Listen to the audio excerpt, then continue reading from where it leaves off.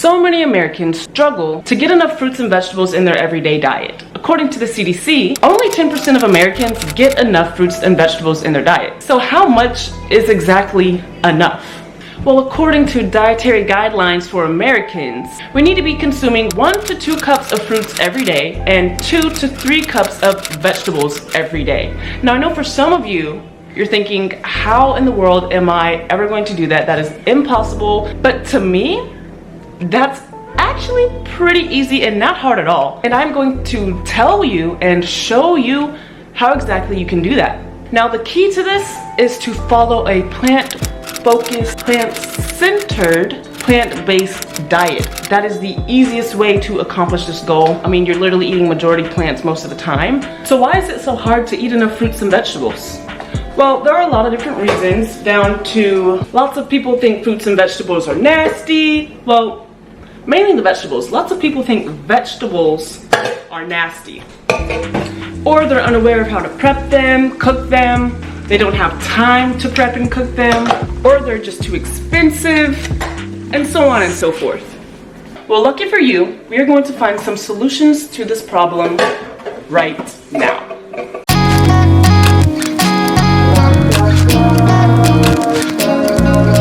The number one easiest way to eat more fruits and vegetables is to juice them. Juicing comes with so many health benefits, from cleansing the gut, clearing the skin, detoxing the body, detoxing the cells, getting rid of all of that waste, especially your green juices. And it comes with all of the other benefits of whatever fruits and vegetables that you are juicing. So try drinking like a 16-ounce jar of juice every day, or if not every day, that might be a bit much for some of you all. Maybe even just 2 or 3 times out of the week. Any amount of juice in your body is better than none.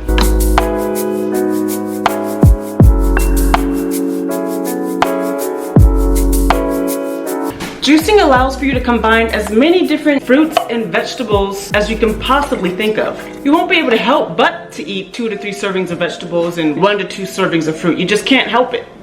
Look at that, I made a perfect 16-ounce jar of juice. We got kale, cilantro, apples, mint, cucumber, and honestly I could have put more in there, but I was just trying to be simple. I could have added some carrots, kale, more herbs. I've got fresh basil in the fridge that I could have added into this, seeded grape that I could have added into this. You know, it just goes on and on. Salud. I love me some juiced cilantro. Vegetables are just nasty.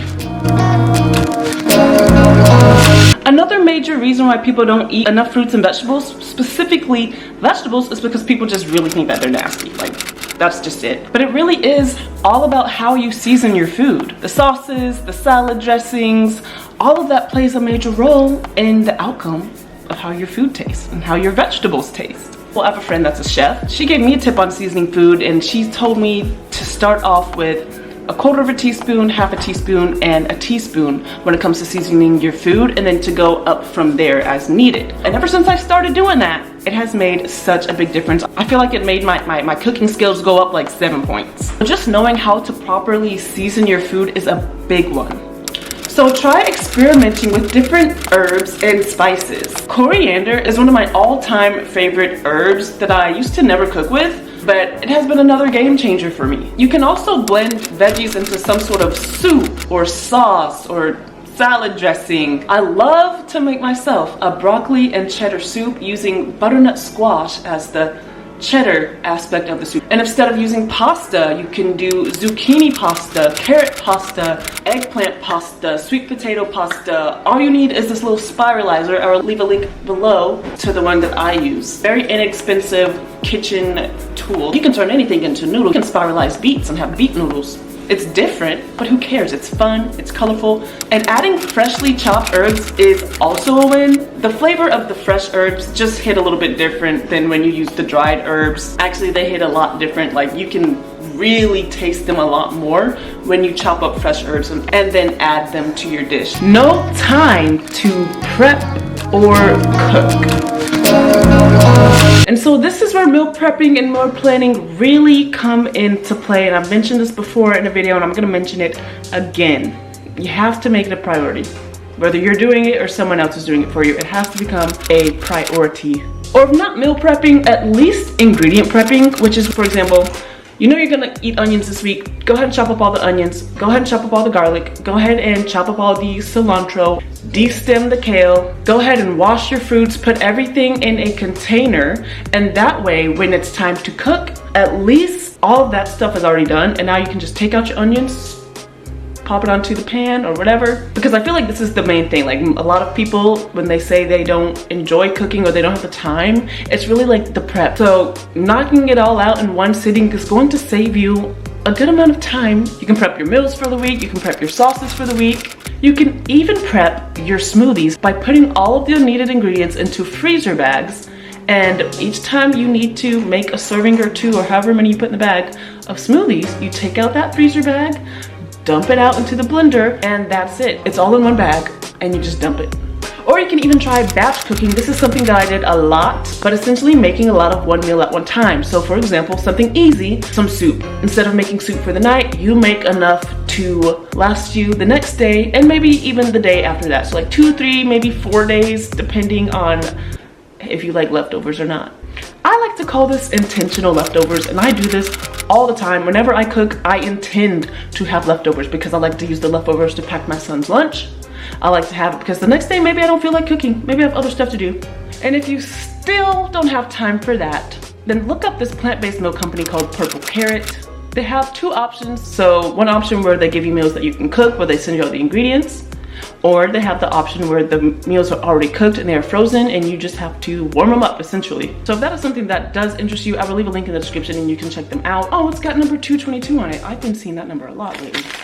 This is confirmation to you all that if you don't have time to prep or to cook, Purple Carrot. It's too expensive to be healthy.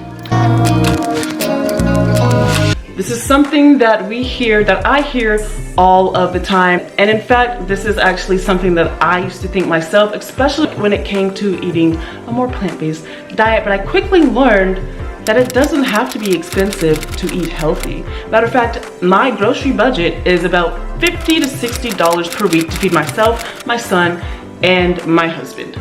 So purchasing items such as grains, beans, and legumes cost so little when it comes to how much you get out of them. For example, 1 cup of dried lentils or even dried quinoa, after you cook and boil them, it makes like 2 to 3 cups. So you got some for today and tomorrow, intentional leftovers. And let's not forget about the fact that plant-based foods are, well, you can grow them yourself. That will cut costs down tremendously, and I said this in my plant-based budgeting video. Go and watch that. You can click this here to learn how to eat plant-based on a budget. It's $50 a week. So cut prices down by growing a few things yourself. Grow the herbs, grow the leafy greens, grow whatever the case may be that will help cut down your grocery bill. And even if you don't have much space, there are a plentiful of ways to make it work.